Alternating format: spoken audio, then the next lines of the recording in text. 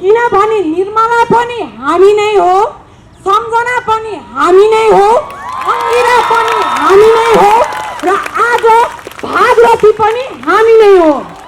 My vagina will vote you out. होइन अहिले भन्दाखेरि मलाई कस्तो इमोसनल भइरहेछ कि कतिवटा कुराले कस्तो मनमा खिलाइरहेछ। मैले त्यो पुलिस रिपोर्टको मैले धेरै ठाउँमा हेरिरहेको थिएँ। उहाँलाई जुन तरिकाले हत्या भयो, उहाँको योनिबाट पनि रगत बगिरहेको, त्यो सम्झेर नै मुटु काम्न थाल्यो कि त्यो पीडा उसले जुन भोगेको छ त्यो पीडा आफूले मनमा बुझ्न एकदमै महत्त्वपूर्ण कुरा छ कि त्यो भनेको त एकदम पीडादायी कुरा हो नि त।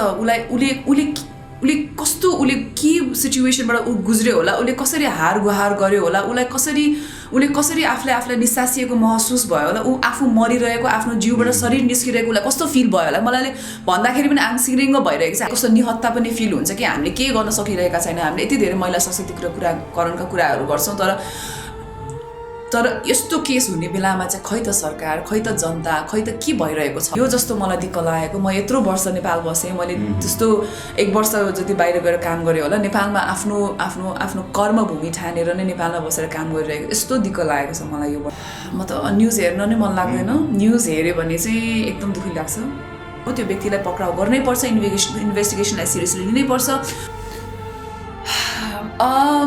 जब एउटा जेनरल पब्लिकको हातमा कानुन पर्छ र उहाँहरूले त्यसलाई मिसयुटिलाइज गर्नुहुन्छ, 6 वर्षको बालिका 9 महिनाको बच्चाको के दोष छ र? उसले त त्यस्तो केही पनि गरेको छैन। कसैले छोटो लुगा लायो भन्दैमा चाहिँ त्यो व्यक्तिले आस्किङ फर इट भन्छ नि हामीले अङ्ग्रेजीमा, त्यसले त मागिरहेको छ भन्ने त्यो एकदम गलत धारणा हामीले राखिरहेका छौँ कि तपाईँले 20 सेकेन्ड भन्दा पनि धेरै कसैलाई घुरेर हेर्नुभयो भने त्यो भनेको हरासमेन्ट हो। अहिलेको हाम्रो प्रधानमन्त्रीज्यूले आदेश दिनुभयो र कदम चाल्नु भयो भने नहुन सक्ने कुरा भनेको केही पनि छैन। 3000को सङ्ख्यामा 1 वर्षको दौरानमा नै यति धेरै हिंसा हुन्छ भने अब कसले सहेर? मन्त्रीले एउटा मन्त्रालय 5 वर्षसम्म चलाएर बस्ने दिन जब आउँछ तब म राजनीतिमा जान्छु ल। यो कुरा हो, साँच्चै हो। सो हामीले कुन तरिकाले हाम्रो सन्तानहरू हुर्काइरहेका छौँ भन्ने कुरामा पनि त हामीले ध्यान दिनु पर्यो नि त। मालिनी, स्वागत छ हजुर एकता टिभीमा। नमस्ते, धन्यवाद। आराम हुन्छ? हजुर, आरामै। हजुरले एकदमै पब्लिक फिगर हुनुहुन्छ र हजुरको कुराहरू धेरै जनताहरूले मन पराउनु भएको छ देश विदेशमा, र केही परिवर्तन होस् वुमेन इम्पावरको बारेमा पनि हजुरले धेरै कुरा गर्नुहुन्छ। तर नेपालमा महिला हिंसा बढी छ, त्यो हिसाबमा चाहिँ हजुरले अहिले कस्तो विचार गर्नुभएको छ भनौँ न, हजुरको मनमा लागेको कुरा?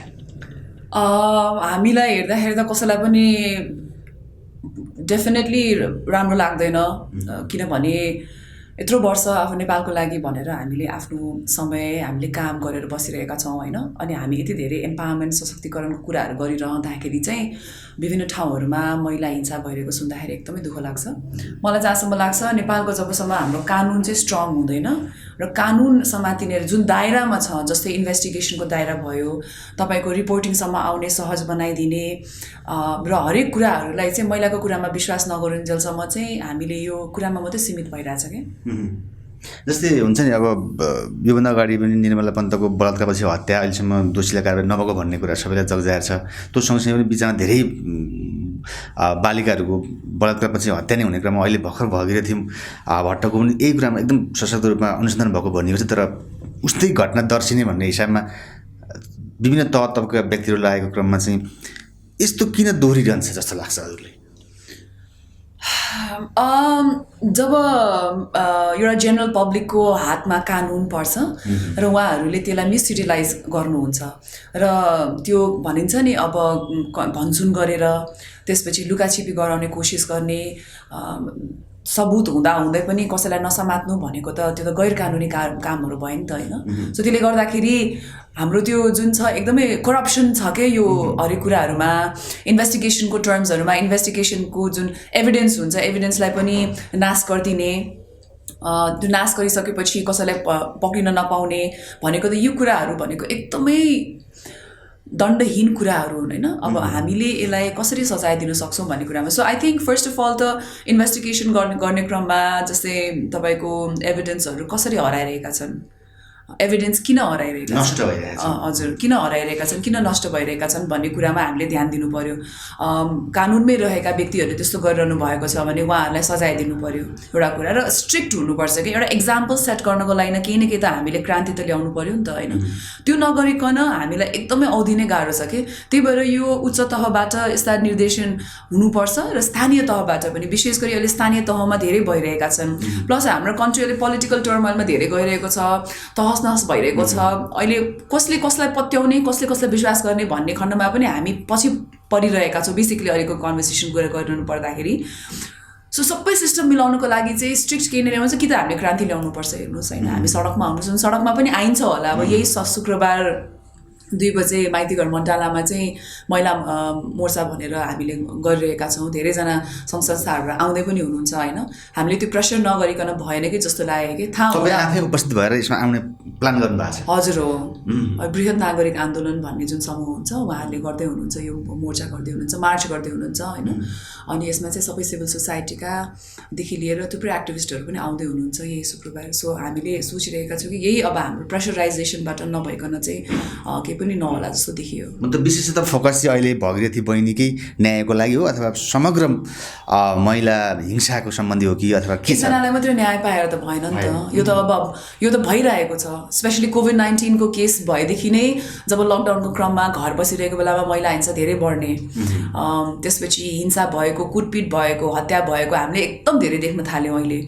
जहाँ चाहिँ यो कस्तो फिल भइरहेछ भने हामी देशका नागरिकै होइनौँ, हामी अनागरिक हौँ भने जस्तो महसुस भइरहेछ कि। म जस्तो मान्छे एउटा प्रिभिलेज्ड ठाउँमा बसेर होला मैले आफूलाई सेफ राख्न सकिरहेको छु, तर अनगिन्ती कयौँ हजारौँ लाखौँको सङ्ख्यामा महिला दिदीबहिनीहरू, छोरीहरू हुनुहुन्छ जसले आफूलाई बचाउ गर्न सक्नुहुन्न। र मान्छेको सोचाइ भनिन्छ पश्चिमेली संस्कृतिबाट आएको कुसंस्कारले गर्दाखेरि चाहिँ महिलाहरूको बलात्कार भइरहेको भनेर भनिन्छ। त्यो 6 वर्षको बालिका, 9 महिनाको बच्चाको के दोष छ र? उसले त त्यस्तो केही पनि गरेको छैन। त्यसो हाम्रो सोचमा परिवर्तन, दुईवटा कुराको एउटा के छ भनेदेखि दुईवटा कुराको खाँचो भइरहेको छ। एउटा चाहिँ हाम्रो जनमानसमा सोचाइ परिवर्तन गर्ने, महिला भनेको कमजोर कडी होइन, कमजोर पक्ष होइन, उहाँहरूको पनि आफ्नो लज एन्ड राइट्स छ भन्ने कुरालाई हामीले उजागर गर्ने र जनचेतना एकदमै फैलाउन जरुरी छ। अर्को कुरा चाहिँ तपाईँको कानुन, एकदमै स्ट्रिक्ट कानुन नआइकन हामीले यो कुराहरूमा परिवर्तन ल्याउन सक्दैनौँ। तर त्यो भन्दैमा फेरि कस्तो छ भने हाम्रो जुन एउटा नकारात्मक र सङ्कुचित सोचाइ भएको समाज छ त्यसको सोच परिवर्तन गर्नुपर्ने छ। सेक्सका कुराहरूमा हामीले खुलेर कुरा गर्नुपर्ने वातावरण भइसकेको छ। जुन कन्ट्रिजहरूमा हामीले सेक्सका कुराहरू खुलेर गर्छौँ त्यो हुँदै नहुने भन्ने त होइन, तर एट द सेम टाइम नि हरेक कुरामा जस्तै कसैलाई बलात्कार भयो भने त्यो महिलाको नै दोष हो भने जस्तो औँला ठडाउन कसैले पनि नपाओस् कि। त्यही भएर कानुन परिवर्तन हुनु पर्यो, समाजको सोचाइमा पनि हामीले परिवर्तन ल्याउन जरुरी छ। हजुरले खुलेर कुरा गर्ने क्रममा विभिन्न कार्यक्रम पनि सञ्चालन गरिराख्नुहुन्छ विभिन्न माध्यमबाट, र यो कुरा युज अथवा साँच्चैकै 77 जिल्लाका तहमा नपुगेको हो जस्तै भन्नु भने यौन सेक्सको आधुनिकताको विकृति हुनसक्छ अथवा केही नयाँ देखेर मान्छे आवेशमा आएर यस्तो हुन्छ भइसकेपछि भइ नै हाल्यो भन्ने हिसाबमा सबै पीडा हुने, त्यो मेन्टालिटी नै चेन्ज गर्न जरुरी छ कि। कन्सेन्ट भन्ने एउटा नयाँ शब्द हो, अङ्ग्रेजीमा हामीले भनेको कसैहरू मन्जुरी लिनु, इभन कन्सेन्सुअल सेक्सको कुराहरूले हामीले कन्भर्सेसन्सहरू गरिरहेका छौँ होइन। र अर्को कुरा भनेको तपाईँको कस्तो हो भनेदेखि कसैले छोटो लुगा लायो भन्दैमा चाहिँ त्यो व्यक्तिले आस्किङ फर इट भन्छ नि हामीले अङ्ग्रेजीमा, त्यसले त मागिरहेको छ भन्ने त्यो एकदम गलत धारणा हामीले राखिरहेका छौँ कि। त्यही भएर हामीले एकदमै धेरै हामी संस्कृतिले भरिपूर्ण देश हो, तर त्यो भन्दामा महिलाले मात्रै सर्टन एउटा दायरा फलो गर्नुपर्छ, महिलाले चाहिँ एउटा यो तरिकाले बस्नुपर्छ है भन्ने सोच हामीले बदल्नु पर्ने एकदम जरुरी भएको छ क्या। र जबसम्म इक्वालिटीका कुराहरू साँच्चीकै हुँदैन, हामीले इक्वालिटीका कुरा त गर्छौँ नि, तर इक्वालिटीका कुराहरू गर्दैनौँ तबसम्म हिंसा त भइरहन्छ। अनि त्यो मान्छेलाई के लाग्छ भने मलाई त कसैले छुँदैन रहेछ, मलाई त कसैले के गर्दैन रहेछ, मलाई त के हुँदैन रहेछ भने त्यो घरिघरि गरिरहेको छ। र अर्को कुरा कसैलाई हिंसा भएको छ, कसैले भन्न चाहन्छ, जस्तै पुलिस स्टेसनमा जाँदाखेरि पनि हामीले दायराहरू परिवर्तन गऱ्यौँ, उहाँहरूलाई सहज बनाइदिनु पऱ्यो, केरकार गर्नु भएन। पत्रकारहरूले पनि के भन्छ भिक्टिम्सहरूलाई गएर क्वेसन्स गर्नुहुन्छ, भिक्टिम्सलाई केरकार गर्नुहुन्छ। मैले पनि कतिवटा युट्युबहरूमा देखेका छौँ होइन, युट्युब अनलाइन तपाईँहरू जस्तै अनलाइन पत्रकारहरू थुप्रै हुनुहुन्छ जसले त्यस्तो गर्नुहुन्छ। द्याट इज कम्प्लिटली रङ के। यो ह्युमन राइट्सको अगेन्स्टमा जाने कुरा हो। हामीले भिक्टिम्सलाई कहिले पनि त्यसरी केरकार गरेर हरासमेन्ट गर्नु हुँदैन। अर्को कुरा हरासमेन्ट भनेको के हो त? हामीले किताबमा एक्चुली पढ्यौँ भने तपाईँले 20 सेकेन्ड भन्दा पनि धेरै कसैलाई घुरेर हेर्नुभयो भने त्यो भनेको हरासमेन्ट हो। त्यो भनेको कसैलाई चाहिँ तपाईँले दुःख दिइरहनु भएको छ तर मान्छेहरूले बुझिरहनु भएको छैन भनेपछि यस्ता कुराहरू सिकाउन पढाउन स्कुली शिक्षादेखि नै हिंसा भयो भने के गर्ने कहाँ जाने गएका नम्बरहरूले गरिरहेका छ कि छैनन् टोल फ्री नम्बरले सहयोग गरिरहेका छ कि छैनन् भन्ने कुरामा चाहिँ एकदमै फुल लिडरसिपका साथ यो कुराहरूलाई अगाडि बढाउन जरुरी छ। त्यही त यी कुराले नै विकास भएर अन्तिममा विकृतिको कुरा जस्तै जोडिहालिन्छ। निर्मला पन्तको दोषी अहिलेसम्म नहुनु र त्यसपछि भगीरथी जस्ता विचारमा साना साना बालिकाहरू पनि झन् त्यही हिसाबले पीडित भएर मृत्युवरण गर्ने कुरा त सरकारले किन सोच्दैन? तपाईँ देश विदेश धेरै बुझ्नु भएको छ, किन नेपाल सधैँ यस्तै भइरहेको छ जस्तो लाग्छ? त्यो एउटा भनाइ छ कि मान्छेलाई कसैलाई कि त त्यो मान्छेमा सद्भाव हुनु पर्यो। सद्भावको भावना भनेको ल्याउनको लागि आफूले आफूलाई कसैको ठाउँमा राखेर हेर्न जरुरी छ। त्यो पीडा उसले जुन भोगेको छ त्यो पीडा आफूले मनमा बुझ्न एकदमै महत्त्वपूर्ण कुरा छ कि उहाँले के सोच्नुपर्छ भने हाम्रो पनि चेलीपिटी छन्, हाम्रो पनि सन्तानलाई यस्तो हुनसक्छ, मैले कसरी यो कुरालाई रोक्न सक्छु? अहिलेको हाम्रो प्रधानमन्त्रीज्यूले आदेश दिनु भयो र कदम चाल्नु भयो भने नहुन सक्ने कुरा भनेको केही पनि छैन। उहाँले लाखौँको सङ्ख्यामा नेपालीलाई उठाएर सडकमा ल्याउन सक्नुहुन्छ, उहाँले ठाउँ ठाउँमा गएर भाषण दिन सक्नुहुन्छ भने शक्ति प्रदर्शन गर्न सक्नुहुन्छ, एक्ज्याक्टली दिन सक्नुहुन्छ भने कसैको लागि त्यसरी न्याय ल्याएर ल ल्याउनु भनेको कुनै पनि ठुलो कुरा होइन कि। तर उहाँले किन गर्नुभएको छैन भनेर त्यो उहाँसँग नै जवाब छ होला। तपाईँ हामी सबै भएर लोकतन्त्र गणतन्त्र ल्याइयो जसमा महिला नै राष्ट्रपति, सभामुखसम्म पनि महिला हुनुहुन्थ्यो र अहिले पनि राष्ट्रपति महिला नै हुनुहुन्छ। तर घटना चाहिँ महिलाले नै बढी हिंसा बढी भएको देखिन्छ। उहाँले पनि त किनभने हाम्रो सोचाइ परिवर्तन भएको छैन नि त। हाम्रो अझै पनि पितृसत्तात्मक सोचाइ छ। कस्तो भने हामीले दियौँ 33% दिएका छौँ त खुसी हौ न, त्यो नै गलत हो नि होइन। दलित महिलालाई हामीले दिइरहेका छौँ, आरक्षण दिइरहेका छौँ भनेर भन्नुहुन्छ। आरक्षण शब्दलाई मिसयुटिलाइज गरिरहेको छ। अर्को कुरा चाहिँ के भने मलाई जहाँसम्म लाग्छ हामी एकदमै आशावादी नागरिक हौँ क्या। हामी जे कुरामा पनि आशावादी हुन्छौँ, हामी सहेर पनि बस्छौँ, धेरै सहने बेला छैन जस्तो लाग्छ। अब यसरी 1, 2, 3 हजारौँको सङ्ख्यामा 1 वर्षको दौरानमा नै यति धेरै हिंसा हुन्छ भने अब कसले सहेर बस्छ? सबैजनालाई आफ्नो छोरा यो फेरि हिंसा भनेको छोरीलाई मात्र हुन्छ भन्ने जरुरी छैन। यो नागरिक जोसुकैलाई पनि हुनसक्छ, तपाईँलाई पनि हुनसक्छ, मलाई पनि हुनसक्छ होइन। त्यही भएर मलाई जहाँसम्म लाग्छ जबसम्म हामीले प्रपरली यो कुरालाई सिरियसली लिँदैनौँ, हाम्रो सरकारले सिरियसली लिनुहुन्न, हामीलाई धेरै गाह्रो हुने कुरा छ। अर्को कुरा जसरी उहाँले आफ्नो एउटा सत्ताको लागि पार्टीको लागि आन्दोलन गर्दै हुन्छ, हामी पनि सडकमा आउनुपर्छ, हामीले पनि आन्दोलन गर्नुपर्छ जस्तो लाग्छ। जस्तै हजुर आफै पनि पूर्व मिस नेपाल सहित एउटा सेलिब्रिटी र एउटा सबैको पब्लिक फिगर हुन्छ, जबकि विभिन्न राम्रा काम गरेर त्यो इफेक्ट ठाउँ ठाउँमा परेकोले गर्दा तपाईँलाई सम्मान सबैले गर्छन् र अहिले पनि धेरै मिहिनेत गर्नुहुन्छ विभिन्न कार्यक्रम मार्फत। वुमेन इम्पावरमेन्ट नै बढी भन्नुहुन्छ, इक्वालिटीका कुरामा जोड दिनुहुन्छ। कतिको इफेक्ट परे जस्तो लाग्छ हजुरको व्यक्तिगत अहिलेसम्मको कस्ट भयो नि, शारीरिक मानसिक यो उमेरसम्मको तपाईँको एक्सपिरियन्स मेन्ट भनौँ न, त्यसलाई के कस्तो चाहिँ फिलिङ्स भएको लाग्छ हजुरलाई? धेरैजनाले अब हामी त पब्लिक फिगर भएको नाताले सोसियल मिडियामा पनि एक्टिभै छु होइन। धेरैजनाले मेसेजेसहरू चाहिँ पठाउनुहुन्छ, तपाईँले भनेका शब्दहरूले मैले यो कदम चाल्नबाट मलाई प्रेरणा मिल्यो, मैले यसरी हौसला पाएँ, मैले यसरी प्रेरणा पाएँ, मैले यसरी कदम चालिरहेको छु, मैले यो कुरा सहनु हुँदैन रहेछ है, यो भनेको चाहिँ हिंसा रहेछ है भनेर बुझेँ भनेर भन्नुहुन्छ कि। तर मैले यस्तो सोच्छु कि महिलाले मात्रै त्यो सोचेर भएन नि त, पुरुषले पनि यो सोच्नु पऱ्यो कि मैले गरिरहेको काम गलत हो, यो हिंसा हो, मैले कसैलाई दुःख दिइरहेको छु र मैले कहाँबाट मैले आफूलाई परिवर्तन गर्न सक्छु र मेरो साथीहरू माझ पनि कसरी परिवर्तन ल्याउन सक्छु। जब त्यो हुन थाल्छ नि तब चाहिँ सायद मलाई लाग्छ कि मैले सही काम गरिरहेको छु भनेर। जस्तै अघि पनि कुरा भयो पूर्व मिस नेपाल अथवा एउटा फेमस व्यक्तिहरूले विभिन्न हिसाबले हजुरले गरे जस्तै विभिन्न मान्छेले गर्छन्, आन्दोलन गर्छन्, पार्टीगत हिसाबमा हजुरले भने जस्तै प्रधानमन्त्रीज्यूले त्यत्र मान्छे ल्याउनुहुन्छ भने जस्तै यस्ता हजुर जस्ता सेलिब्रिटीहरूले पनि एउटा अर्गनाइज युनियन नभएको हो हजुरलाई साथ दिने अथवा हजुर जस्ता व्यक्तिलाई केही गर्न मन हुँदा पनि एक्लो भएर पनि अलिक कमजोर सशक्तिकरण हुन थालेको हो, यसमा केही छ हजुरले भन्नुपर्ने? आई थिङ्क हामीले विशेष गरी गत वर्षको जुन हामी महामारीमाबाट हामी गुज्रेका छौँ त्यसले गर्दाखेरि सबैजनालाई एउटा फाइनेन्सियल क्राइसिस त भइरहेको छ होइन। र फाइनेन्सियल क्राइसिसले गर्दाखेरि अहिले जब हाम्रो काम सुरु भइरहेको छ सबैजना आफ्नो काममा धेरै लागिरहनु भएको छ है। त्यसले गर्दाखेरि पनि हुनसक्छ केही हदसम्म सबैजना आफ्नो काममा धेरै बिजी भएको भएर पनि उहाँहरूले कुरा अगाडि ल्याउन नसकेको, आउन नसकेको। तर मलाई जहाँसम्म लाग्छ अब हामीले अब पुस गर्ने बेला भयो। सो मैले आशा गर्दैछु कि म मेरा सबै साथीहरूलाई पनि आह्वान गर्दैछु, बोलाउँदैछु शुक्रबार शुक्रबारको जुन हामी मार्चमा जुन हामी जाँदैछौँ त्यसमा धेरैजनाले सहभागिता जनाउनुहुन्छ होला भनेर हामीले सोचिरहेका छौँ होइन।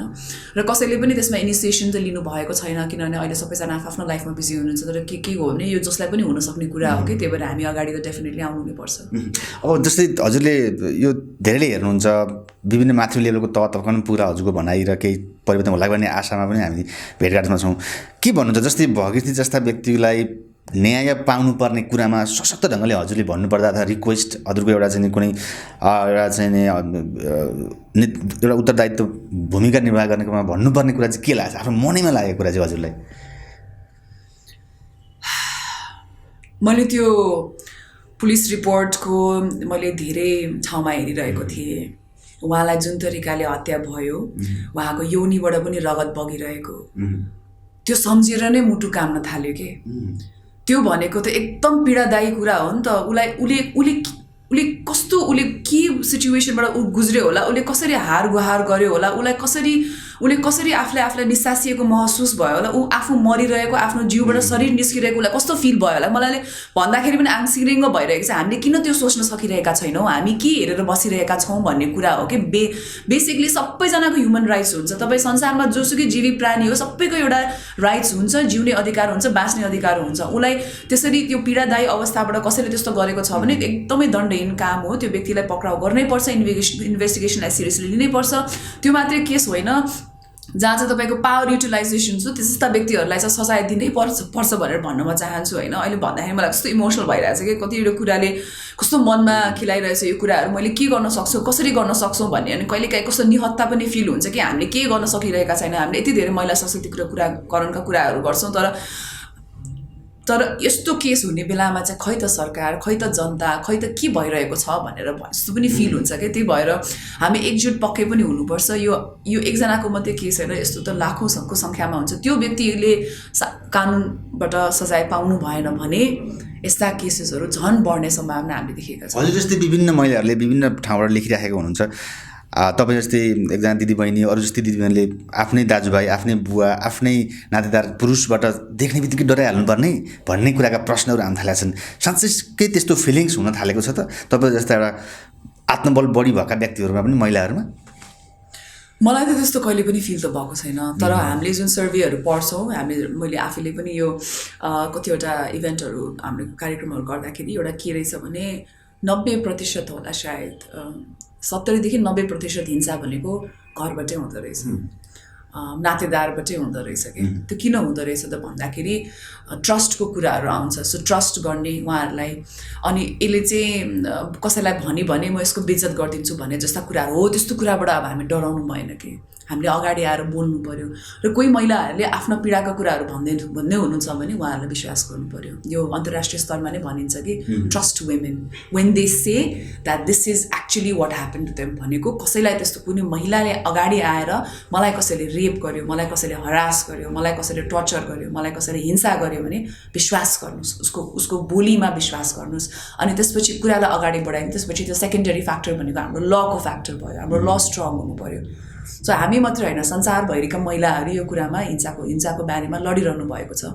हामीले मानसिक तहमा परिवर्तन ल्याउनै पर्छ। हजुरले जस्तै हुन्छ नि, भन्छ नि मान्छे चाहना र आशा अथवा परिवर्तनको लागि यत्रो गणतन्त्र लोकतन्त्र आयो, अघि पनि कुरा भयो। सत्तामा बसेका प्रधानमन्त्रीदेखि राम्रा खालका केही गर्छन् भन्नेका नेताहरूले आफ्नै पद र प्रतिष्ठालाई आन्दोलन गर्ने कुरा हुँदै यस्तो हिंसा हुँदाखेरि त्यहाँ वास्तविकता नपुग्ने कुरा। हजुरको चाहना छैन भविष्यमा राजनीति के लाग्छ नेपालमा, र तपाईँको चाहना भविष्यमा राजनीति गर्न सक्नुहुन्छ अथवा त्यसरी जाने प्लान? म त राजनीति गर्न सक्दिनँ जस्तो लाग्छ हजुर, किनभने म एकदमै म जे हो त्यही कुरा भन्छु। मलाई त्यस्तो बङ्ग्याउन, मलाई नाटक र नौटङ्की गर्न आउँदैन होइन, सिरियसली भन्नुपर्दा होइन। त्यही भएर म चाहिँ राजनीतिमा जान सक्दिनँ जस्तो लाग्छ। जस्तै बाहिरको तहमा जहाँ चाहिँ तपाईँ एउटा सेनेटर भएर त्यसपछि लड्दै एउटा पोजिसनमा पुगिन्छ नि, हाम्रो त यहाँ त्यस्तो सम्भव छैन कि। यहाँ त पावरको खेल हो होइन। म चाहिँ त्यो गर्न सक्दिनँ। म एउटा आम नागरिक भएर, एउटा पब्लिक फिगर भएर नै काम अगाडि बढाउन चाहन्छु। तर जनताहरूले मन त पराएको छ नि तपाईँलाई विभिन्न क्षेत्रबाट त। यस्तै यसैबाट पनि मान्छेहरू माथि पुगेर एउटा के परिवर्तन गरेका विश्वमा घटना छन् नि हजुरको एउटा आशा त छ नि जनतालाई होइन मलाई चाहिँ के लाग्छ भने म जुन काम मैले गर्न सक्छु र म जुन काममा पोख्तो हुन सक्छु मैले त्यो काम गर्नुपर्ने जरुरी हुन्छ जस्तो लाग्छ कि जुन काम मैले 100% निभाउन सक्छु त्यो काममा मैले गर्नुपर्ने जस्तो लाग्छ मलाई त्यही भएर मैले के गरेँ त्यो मेरो मनले मानेको छैन तर भावले मानेका छन् भन्नेमा पनि हुँदैन जस्तो लाग्छ कि आफू जुन ठाउँमा आफूलाई जुन कुराले सुहाउँछ त्यो कुरा गर्नुपर्छ जस्तो लाग्छ as a whole politics dirty game पनि भन्छन् नेपालमा चाहिँ के लाग्छ तपाईँले यसो एनालाइसिस गर्दा ओभर डर्टी गेम पोलिटिक्स नेपालमा चाहिँ तर त्यो भन्दैमा फेरि राम्रो मान्छेहरू छैन भनेर भन्नु मिल्दैन है एक दुईजना मान्छेहरूले गर्दाखेरि सबै कुरा जस्तै मिडियामा पनि त एक दुईजना मान्छेले गर्दा मिडिया खतमै हो भनेर भनिन्छ त्यो पनि गलत धारणा हो होइन त्यही भएर सिस्टम मिल्यो भने चाहिँ जस्तै एउटै पार्टी त एटलिस्ट एउटै सरकार त 5 वर्ष त बसोस् यो वर्ष त आश थियो नि एउटा मन्त्री प्रधानमन्त्रीको कुरा गर्दिनँ म एउटा मन्त्रीले एउटा मन्त्रालय 5 वर्षसम्म चलाएर बस्ने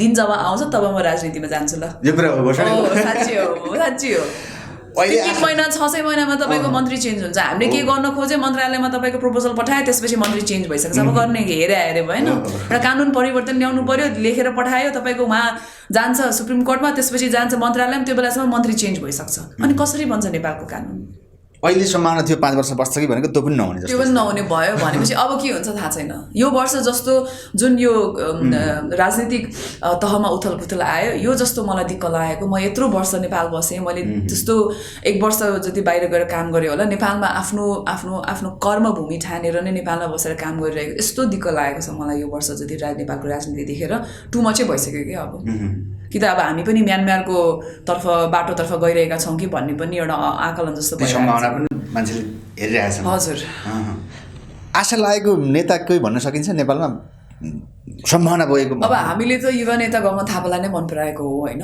उहाँ स्वास्थ्य मन्त्रीको रूपमा केही समयको कार्यकालको लागि बस्नुभयो त्योभन्दा बेसी त थाहा भएन हजुर अरू कोही भन्ने मान्छे अब रामकुमारी झाँक्रीज्यूहरूले पनि पुरा पोजिसन चाहिँ पाउनुपर्ने हो जस्तो लाग्छ होइन तर at the end of the day के कस्तो भने हाम्रोमा चाहिँ यहाँ खै मलाई त धेरैजनाले जुन भाषणहरू दिने बेलामा शब्द चयन गर्नुहुन्छ जुन तरिकाले बोल्नुहुन्छ मलाई त हामीलाई त त्यो नै चित्त बुझ्दैन के जब हाम्रो नेताहरूले नि त्यसरी बोल्नुहुन्छ घोच्याउनुहुन्छ रेप भनेको त रेपै होइन त्यो त उसले मागेको हो भन्ने जस्ता त्यस्तो खालको उहाँहरूले टिप्पणी दिनुहुन्छ त्यो हेर्दाखेरि चाहिँ एकदमै दुःख लाग्छ कि राजनीति आफूलाई नै घिन लागेर आउँछ हजुरलाई त्यो त मलाई मात्रै होइन आई थिङ्क हामी सबै नेपालीहरूलाई त्यस्तै फिल भइसक्यो त हजुरको जस्तै अब अन्त्यमा छौँ हजुरको आफ्नो व्यक्तिगत जीवनमा यस्ता सबै कुरा सोचेर धेरै कुरा एनालाइसिस गर्नुहुन्छ अत्यन्तै खुसी भएको क्षण याद छ यति धेरै दुःखको कुरा गर्नु खुसी कहाँबाट सोच्नु